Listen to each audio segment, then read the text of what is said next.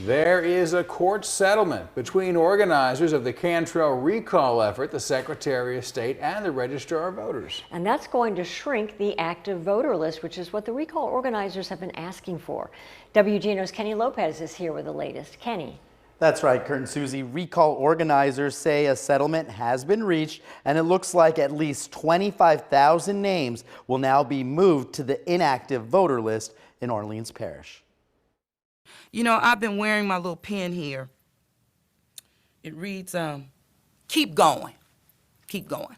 To rise above what is playing out in our city. And there's a lot going on. A court settlement with recall organizers was reached where at least 25,000 names, those who have died or changed addresses, will now move to the inactive voter list. That is a significant development and a positive finding for the recall petitioners. With the 25,000 voters becoming inactive, this could help the recall. They would need about 5,000 fewer signatures, so now they need around 44,000 signatures. Had it not been for the recall petition, we would have never known this as members of the voting public.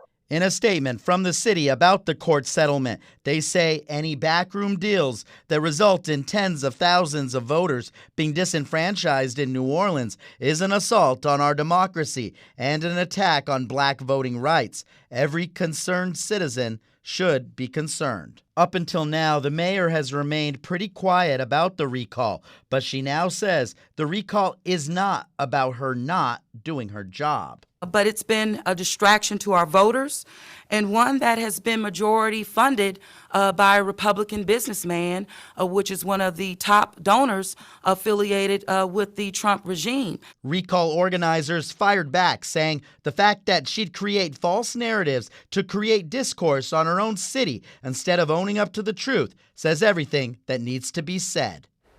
But there is still more to be said and to come with this. The judge ordered that the voter list must be corrected by August 26th. And Susie and Kurt, the Registrar of Voters, has till March 22nd to count and verify all those signatures. So we'll have the numbers well in advance, I guess, before August. Sure. All right. Thanks, Kenny.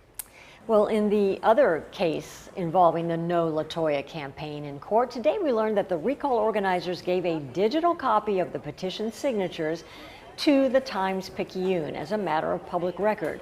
The Times-Picayune had sued the No Latoya organization after they refused to hand over the list.